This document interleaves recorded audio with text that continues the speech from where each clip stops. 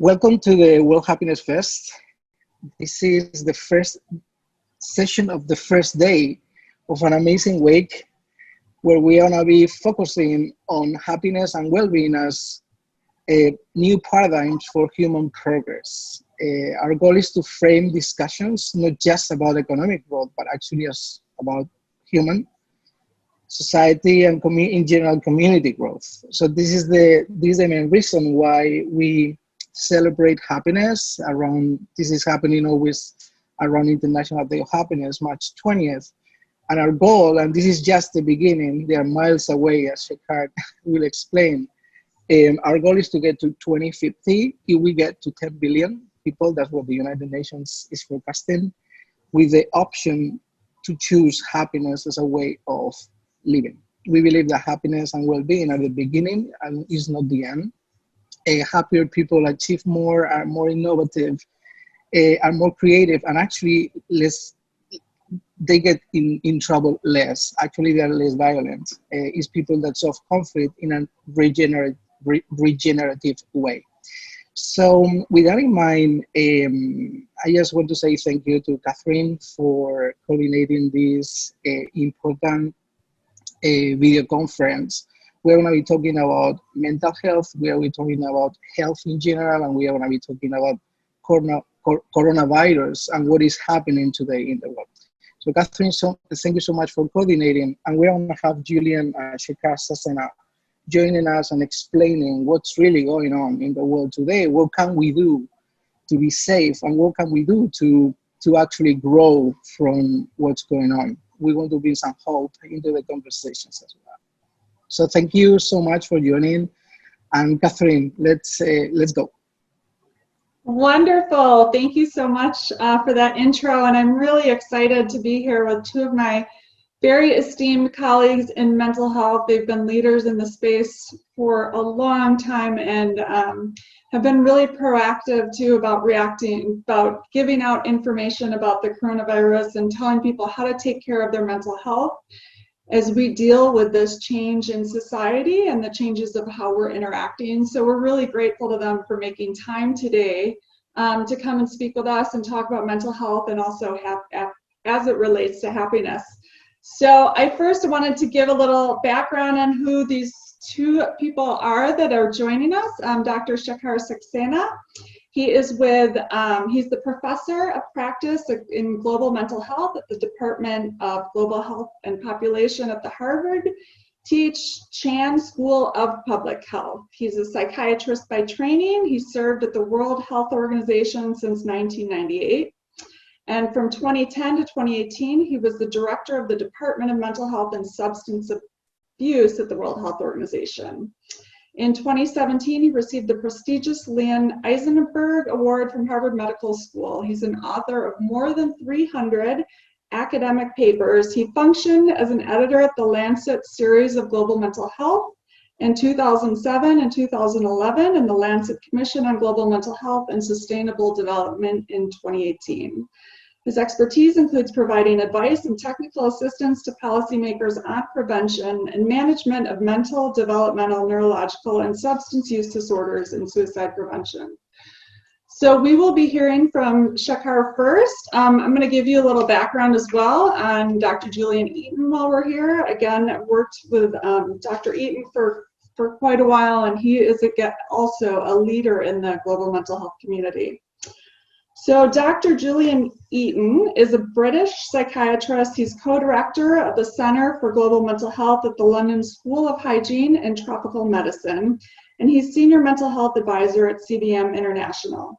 His work involves promoting greater access to healthcare services, social inclusion, and realization of rights for people with mental illnesses and psychosocial disabilities, focusing mainly on poor and marginalized communities. This means working at different levels from grassroots service user organizations and broader civil society to promote participation in processes of policy and legislation development, and engaging with governments and other service providers to strengthen mental health systems and improve access to care. He's currently leading a research project integrating mental health into primary health care in Nigeria. He has published on issues relating to mental health in low-income countries and human rights. He is a member of the Lancet Commission on Global Mental Health and contributes in advisory capacity to many other initiatives, including the Movement for Global Mental Health Innovations Network, the Cochrane Collaboration Global Mental Health Group, and the WHO's Mental Health Work. He recently returned from 13 happy years in West Africa, initially in Nigeria and more recently in Togo. So we're so excited and grateful to have them both here to talk to us today again about the coronavirus, mental health, and how it all relates to happiness, and what you know, as in the general population can do for your own mental health in these days and these challenging days ahead. So grateful to have them both. Thanks for the invitation. So Dr. Saxena, we will start out with you to give us some background. Thank you very much, Luis and Catherine, for letting me join this very interesting discussion, and also at a very interesting time, although very unfortunate. We should actually be talking about happiness during all times, good times as well as bad times. And currently, when the coronavirus disease is rampant in many countries and threatening to be rampant in many other countries, I think this is definitely, if at all there was one, an appropriate time to talk about happiness and also well-being, because this is threatening not only the health of people, not only the life of people, and several thousand people are under that threat. It also is threatening the happiness and well-being of people. In fact, at a much larger scale than the figures from WHO and other agencies like CDC demonstrate, because they are covering the number of people who have either been tested positive or are seriously sick. What about those hundreds of millions, perhaps billions of people who are hearing every day from radio, from TV, from their neighbors, from mobile phones, all kinds of information, sometimes accurate and very helpful, but also in many cases, information that is false and even more threatening? Does it impact on their happiness? Does it impact on their well-being? Do they feel anxious? Do they feel depressed? And the clear answer is yes. So I think it is very timely and very appropriate that we talk about this issue in all contexts, but also in the context of current coronavirus pandemic. I would begin by saying to Luis and Catherine, or to all of our listeners, that mental health is something that is a value for all of us. It's like a virtue that we need to keep in mind. It's like a value that we need to keep in mind for all our existence, all of our life. And unfortunately, we don't. We take it for granted, and we bother about it only when there's something going wrong with it. Actually, we should be valuing it all the time. And it's a dimension, because mental health and well-being can be very good or also can be not so good. And the world simply cannot be divided into two groups of people, one whose mental health is good and one whose mental health, they have a mental disorder. It's just more dynamic than that. It's just more dimensional than that. We all can have at some point of time good mental health, and at some point of time we might have a bad mental health or having a mental disorder itself, and we can all do something about it. We can do something about improving our mental health even if we have no problem. If we have some problem, we can do something about preventing this problem from becoming a mental disorder. And if we do have a mental disorder, and something like between 5 to 10% of people in this world at any point of time will have a disorder, we can do something about getting it treated towards the recovery and becoming as functional as possible.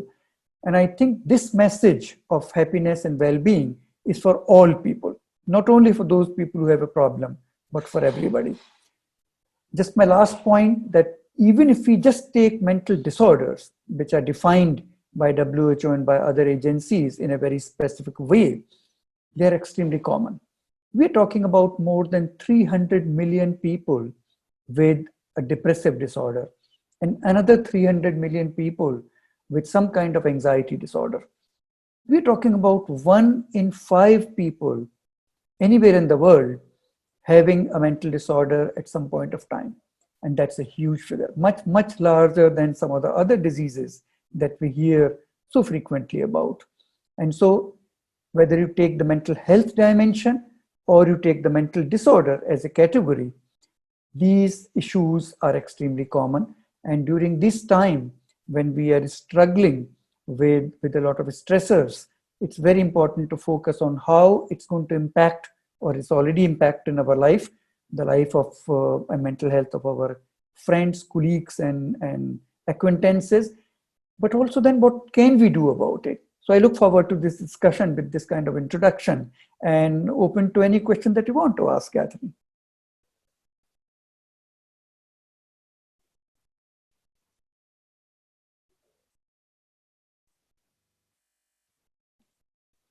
Catherine, Thank you so much. Hear you. Yes, perfect. Thank you so much for that introduction. I'm wondering how you see something like we know that major life events are risk factors for depression and anxiety, and I would consider this to be kind of a major life event in people's lives, the coronavirus and the kind of interruption of life as we know it. And so I'm wondering what you think the potential impacts that the coronavirus can have on people. If you could give us some thoughts. Yep, it's already having a large impact on people, and if it becomes even more prevalent in many more countries, it's going to affect almost all of us.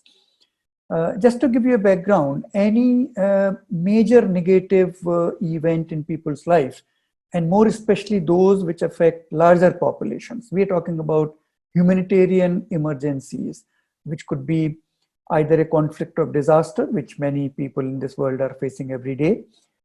It could be a natural disaster, it could be a war, or in this case, like it can be a pandemic. These all have a major impact on our mental health and well-being, and the modalities as how they impact this are several. They are in the psychological domain, they're also in social domain, and in many cases they are physical. So for example, a very large number of people are being quarantined. They are being asked to remain at one place, sometimes in their homes, but sometimes in facilities which are specifically made for this, many times in the hospitals. And their freedom and liberty is being curtailed. They cannot go out, they cannot meet people, they cannot even shake hands with other people. And that really impacts our lives because we don't have a full control over our lives as we are used to having. And that's a major stress. The second important issue is the fear and the uncertainty. Can it affect me? Can it kill me? Can it affect my near and dear ones, my children, my spouse? And what will be the impact of it? And this kind of threat is always very anxiety provoking. The real threat, but also the uncertainty of it. When will it come to my city? When it will come to my neighborhood? Will I be impacted? These are all very anxiety provoking issues, and they're impacting a very large number of people. Also, there is the fact that many of us will undergo a large amount of changes in our lives because of this.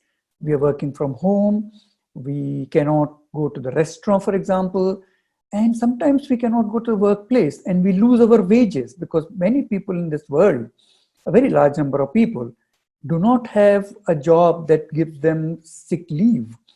If they don't work, they don't get money. They may not eat. Their children may not be able to attend schools. These are real problems which millions of people are facing today. And these are all anxiety provoking. And in many cases, they lead to depression. We all have our coping mechanisms to deal with the stresses, but at some point of time, these coping mechanisms become inadequate. They fail because there's just so much stress. And this is one of those times where our coping mechanisms are perhaps not very adequate. And the result is that we feel threatened, we feel anxious, we feel depressed. In some cases, we might actually have a disorder which is called the post-traumatic stress disorder, which can be there because of severe stress in people. I will just say one more thing there. Many of us require essential medication because we take it every day. And in some cases, that medication can be because for a physical illness, some cases can be because of a mental disorder, which was pre-existing. And during these times, when the supply chains are disrupted, many people are just not able to get those medicines which they need. And that can lead to more physical illnesses, uncontrolled ones, and also in some cases, exacerbation of the mental illness because somebody cannot just get the medicine that they need every day. So these are all issues which impact us and lead to mental distress, lack of good mental health and well-being, and in some cases, mental disorders. Yeah, that's a lot. There are a lot of risk factors and things that are going to impact our life and changes. And I think Julian's going to talk a little bit more about what we can do about that. But I'd like to just take it down a little further into you specifically. And I know you're a professor and you're teaching, and there have been some changes in your life specifically. And I wonder how you're dealing with that and what those are, and you can share any about that. Well, like many other people, my life has suddenly changed. In the workplace also where I am. So actually I was on travel for Harvard University, and I'm in India now. And it seems that I have great difficulty in reaching back US because of travel restrictions. But having said that, we all are asked to work from home. For example, Harvard is closing its campus for a little while and also encouraging people to take courses and teaching virtual. So actually, through the day, I was preparing my lectures, which are in 10 days' time, to convert them from a face-to-face to a virtual platform, just like the platform that we're using now. And that means a lot of work because you are constrained in not having the students in the same room. So you have to devise a lot of mechanisms to actually see to it that your teaching is effective, there is enough interaction, and students have a chance to learn as effectively as they can. So that's just one instance where our life is changing. And this is going to happen for the next few months at least, if not more. And this is stressful, obviously, because we are using new ways of doing the same thing that we were doing earlier, and also interacting with our colleagues and our students and even with our family in a very different way than we were used to. But I always look for a silver lining in all of these things, which all of us should do anyway. By learning some new techniques and learning new ways of working, maybe it will be also very useful after this crisis is over, and our repertoire of skills will actually be better. So I'm looking at that side, positive side. So it's a lot of work now, it's a lot of stress now, but I'll be a better teacher in a few months' time, and some students will be better students because they have now learned new techniques of learning. So yeah, that's where we are. Yeah, that's wonderful. And I think, did you have your first class yesterday, or were you preparing for it? Yes, I was preparing. In fact, we had a mock class so that we know the kind of issues that can come up in terms of the internet access and technology failing us and some people not being heard. But it worked out very well, actually. So I am hopeful and optimistic. Oh, good to hear. That's good. Yeah, and when we talk about hope, we talk about having to create new pathways. So if our hope is that students learn and we can't do it in person, being able to adapt and find new ways to teach students is, yeah, such an important skill. So that's wonderful. Thank you so much for sharing your experience and what's happening right now. So yeah, I would love to switch over to Julian a bit and talk a little bit more you've done so much work in the community, and you've put out a big paper on dealing with the coronavirus in communities. And so I just wanted to talk to you a little bit about that and the importance you see of mental health in the communities and what your experiences are in your work these days. Yeah, thanks for that. I think, as Shekhar said, it's mental health is something that's part of our lives all the time, but sometimes it's when we're in crisis that we realize what really matters. And I love the work you're doing in happiness and in hope and in really repositioning well-being as the center of what should be driving our values in community and our societies that are progressing. And I think one of the things that we see, ironically, is that even though during times of crisis like we are now, where you would think that there would be lots of distress and lots of concern, that's true, you also see people coming together. And actually, mental health is the thing that binds us in many ways. It's what enables us to live rich and fulfilling relationships with each other, to be able to function well and to be able to do our jobs properly and to enjoy our hobbies and all of those things. So those things are really important at any time.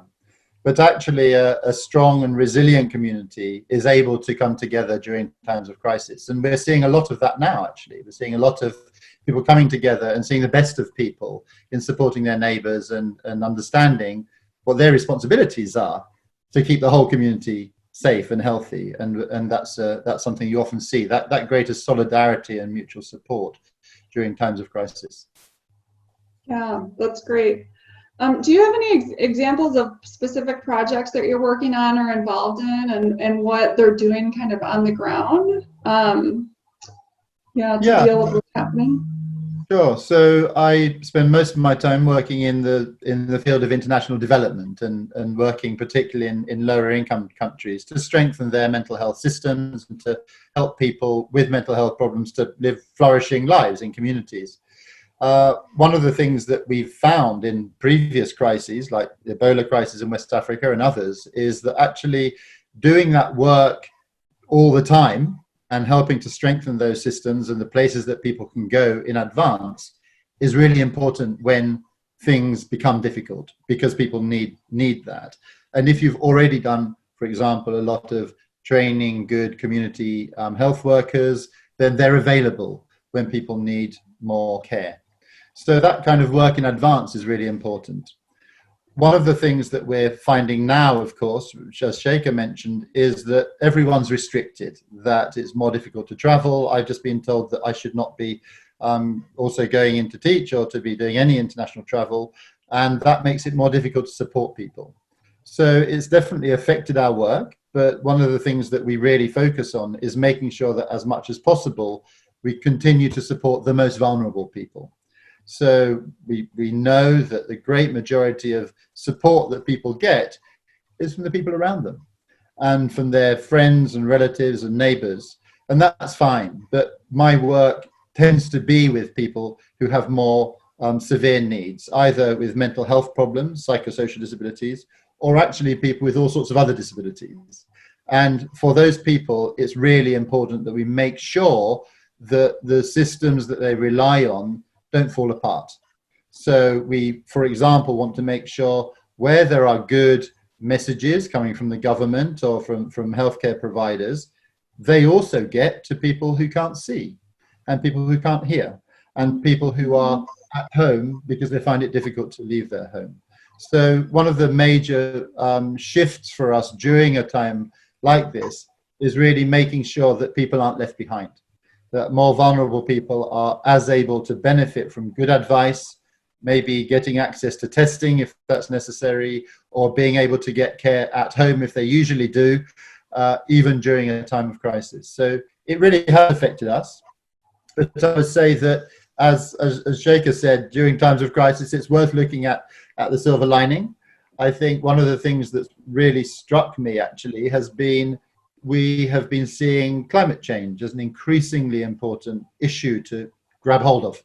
And we are very rapidly learning how to do our work without lots of travel. So that for us as an international development organization, where international travel is important and communicating with people in many parts of the world is important, we're starting to learn maybe about how we can do that better and how to preserve our planet better. Yeah, that's a great point. Yeah, air travel has a big impact on climate change. So finding new ways, and when is it really critical to meet face to face, and when can you do it virtually? I think that's, yeah, an interesting point. In terms of psychosocial support and what we can do to help other people, do you have suggestions for how, you know, as individuals we can engage and support people as we go through this crisis? Yeah, I think there's things that we can do as individuals. I think probably we're able to be really important and impactful on the people immediately around us, and sometimes a bit further afield. As I said, we know very well that the great majority of people are actually quite resilient and able to find support and solutions from people around them. I think that's helped if they've been thinking about their well-being. Some of the work you've been doing on hope is important for that, for people to actually learn how to be better at coping. You know, that is something that, as you say, you can teach. But people generally are pretty good at that, and we see the best of people during times of crisis. But there will be some people who don't find that support from people around them, or their anxiety or concerns and worries are more than can be alleviated by people around them. I think it's really important that as we seek help beyond just the people around us, we seek good advice and good information. One of the worries about social media and the wide access to lots of information now is it's not all of very good quality, and people need to be really careful to make sure that they don't expose themselves to lots of very frightening messages, some of which might not even be true or imminent for them. I know that you're going to share some good links for some good places to get advice, but that's the first thing, I think, is not to worry ourselves unnecessarily and get advice from sensible sources. I think where our local communities, or sometimes our, you know, the local services that are available to support us are not able to do so, in some countries some additional things have started to be put in place. So, for example, where people might have generally gone to try and see a counsellor or a psychologist or a therapist for more support, then that really needs to start shifting towards some of the helplines, for example, that's in some countries, and many countries, are now being put in place. And sometimes they are linked to helplines where people would phone if they have concerns about their general health or in relation to coronavirus. They can also get counselling support and emotional support from there, which is the best thing, of course, that those things are really well integrated, because our emotions are a part of our overall health. So it makes sense for that support to be available from those same sources. Equally, some people are either already linked into specialist mental health services or community mental health services because they use them already, or they need to access that greater level of support because of how anxious and stressed they're feeling because of the coronavirus. And I know that in many countries, there's been a lot of thought that's been put into how those services have been adapted to make them still accessible to people where they can't use the usual processes of coming to an outpatient clinic and sitting together, you know, for example, to wait to be seen, or even to be having group therapies. So I think many of those slightly higher level of sources of care have also started redirecting themselves. But I think there are places that you can find advice in many countries if you need that extra level of support beyond what's available from people around you, or just the kind of counselling you might get from those kinds of helplines. I think it's really important to remember that there will be people who need more intensive support. For example, people, as Sheikha said, who rely on medication. You know, if people actually really need their medication to stay well, the worst time that you could run out of medication is when you're having all these other worries as well.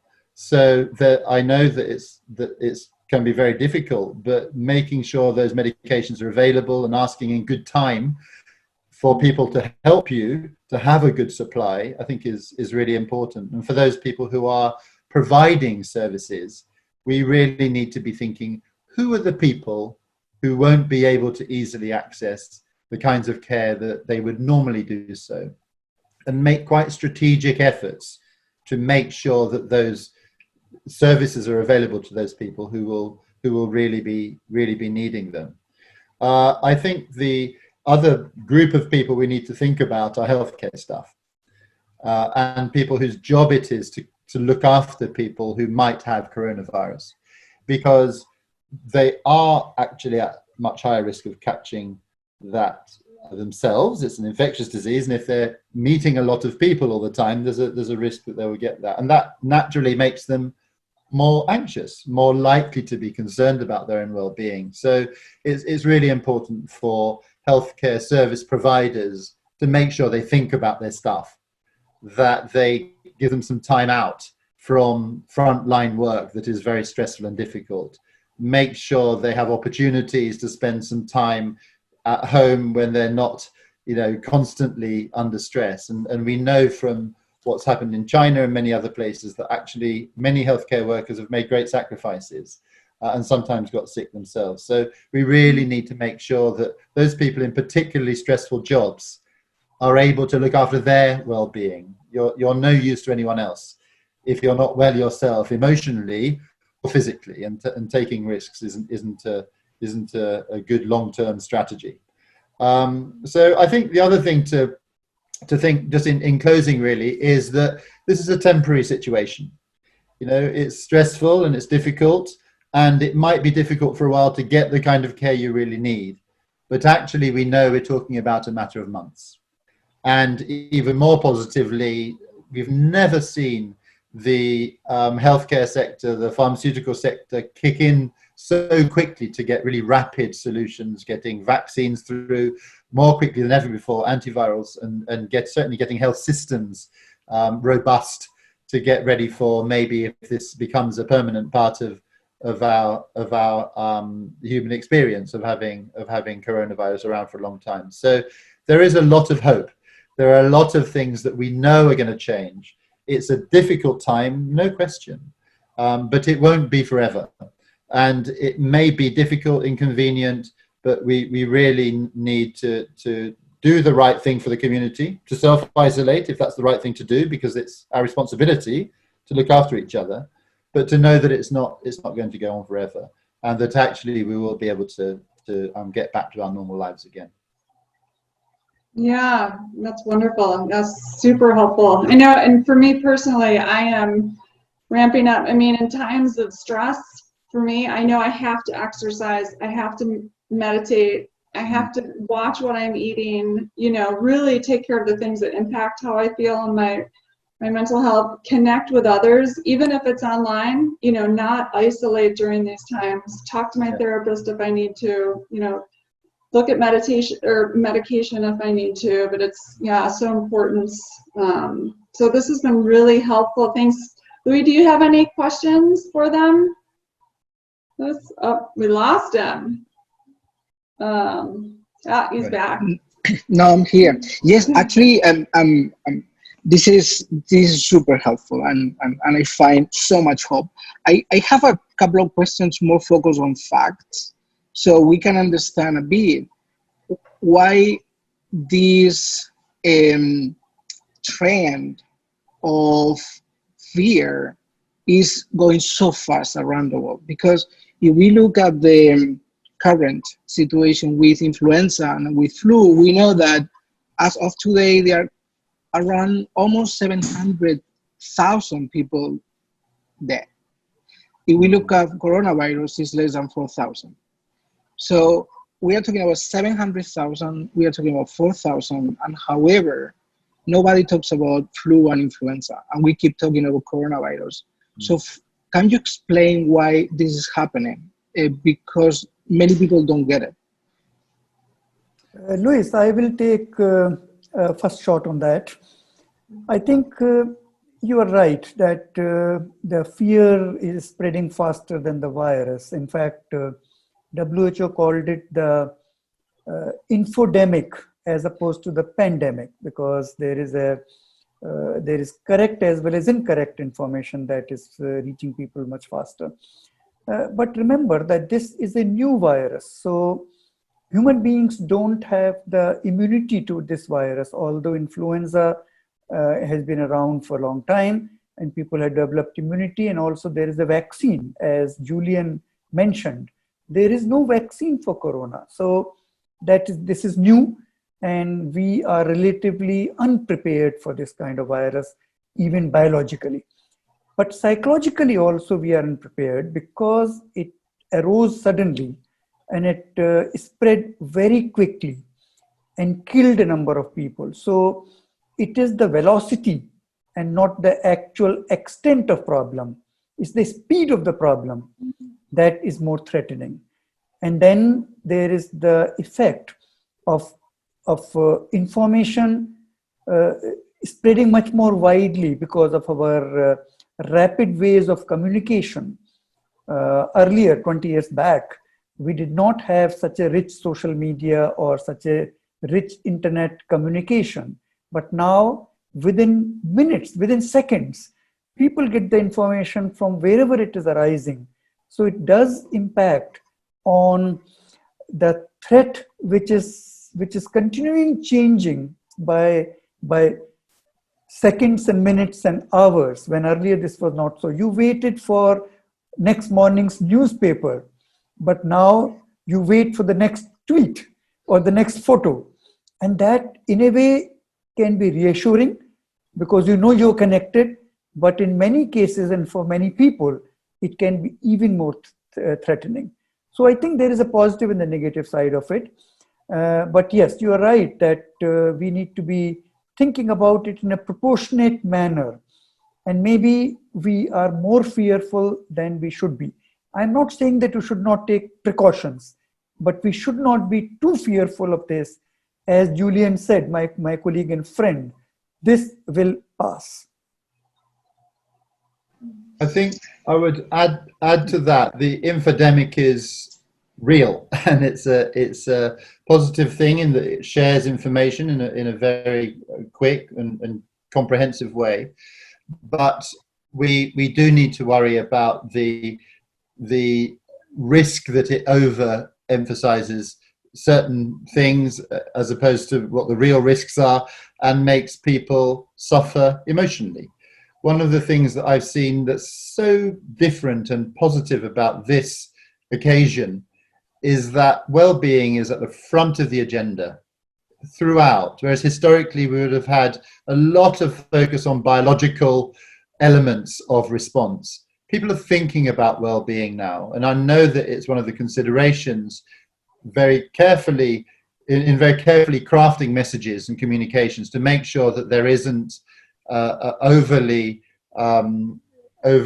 dramatic messages that will cause more harm than good, by recognizing that actually people's emotional state and well-being is not only important because it can make them behave in negative ways like going to panic buy or to go to hospital unnecessarily, but also that it's itself a good. It's good for people not to be too anxious, and so I recognize, it's really important for media actors to be responsible.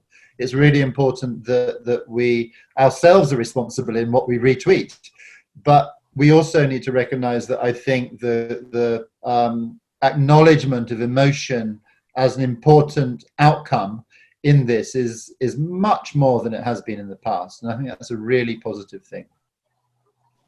I have a probably final question, and it's actually for you three, Catherine, Shekar, Julian. You all work in international organizations.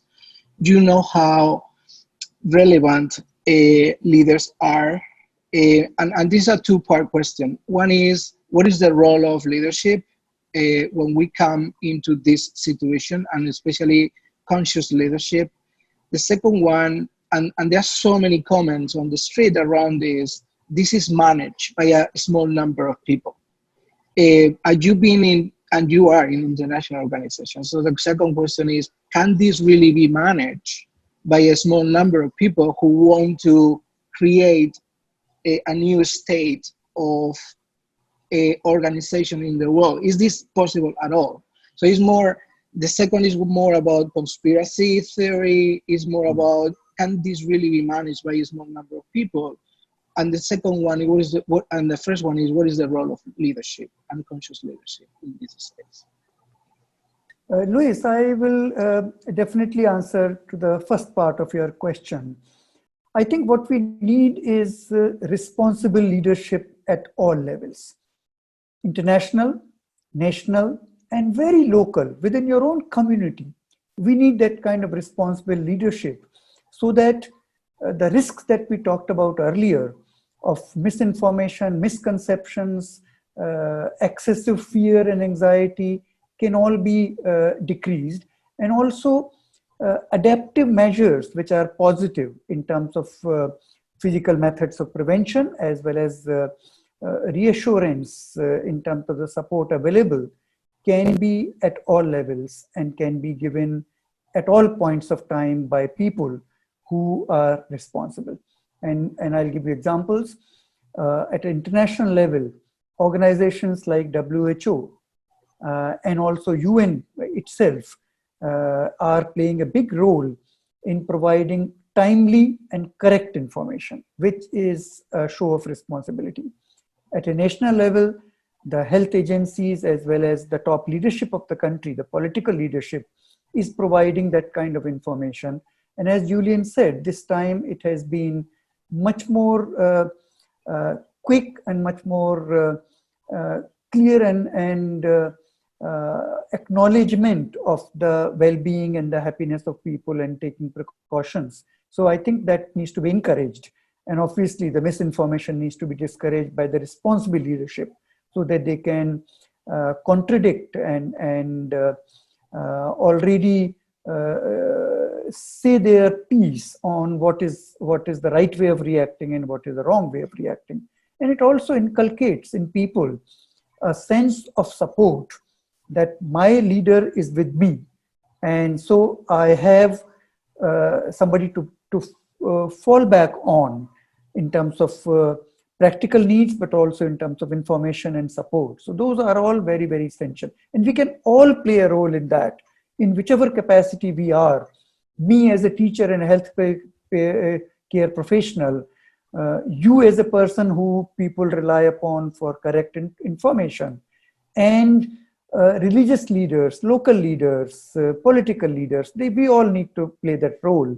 I think in this kind of pandemic and a international humanitarian crisis, we need to leave aside our sectarian interests and work towards the benefit of people. So that is something that is extremely important. And thank you for raising that point. Thank you. Maybe I can say something about conspiracy. I think obviously times of worry and anxiety and sometimes multiple confusing messages are very fertile ground for conspiracy. You can see why it happens. But in many ways, this isn't a surprise. We've been waiting for a global pandemic for some time. They happen every 80 years and we're overdue.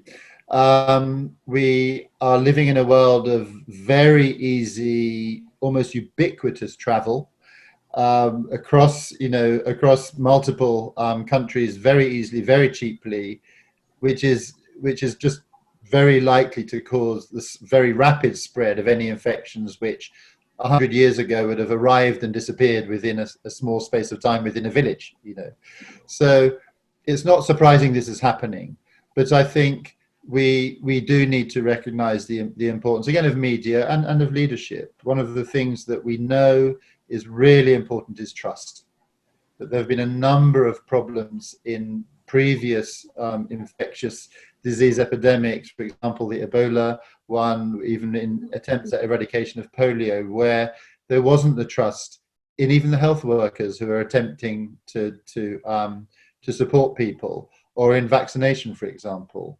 And if people don't get good information, if they don't see their leaders as trustworthy people, it will encourage this kind of conspiracy. But it's not good for the population. We need people who are together, understanding sensible common messages and behaving responsibly. And if there are conspiracies allowed to flourish, that undermines that and actually is very dangerous to life.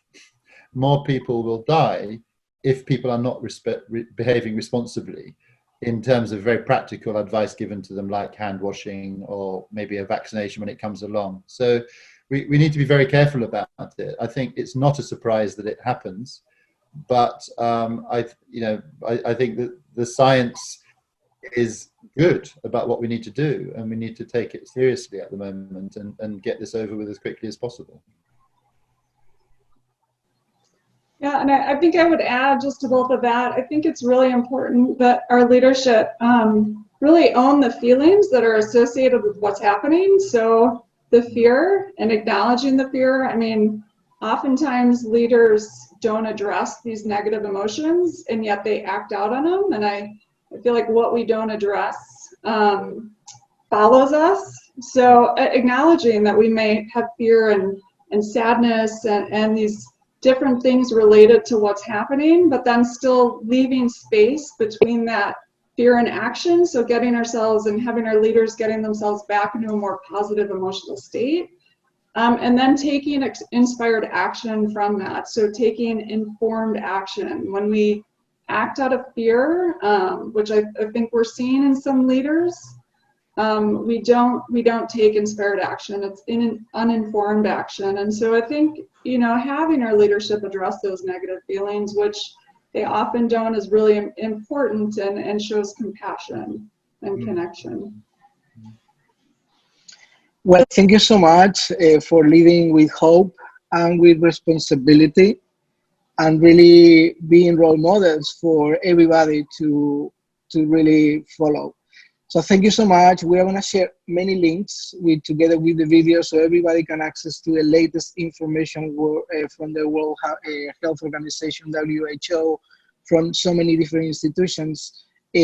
So people really have the right information, the right facts, and the right techniques and solutions to navigate, hopefully, this temporary situation that we are going to live over the next couple of months.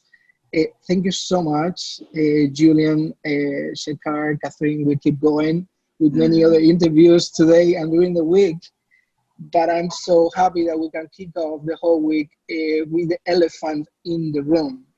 And in this case, with this infodemic, together with pandemic that we are living. Thank you so much. Thank you very much. Thank you very much, Luis. Thank you.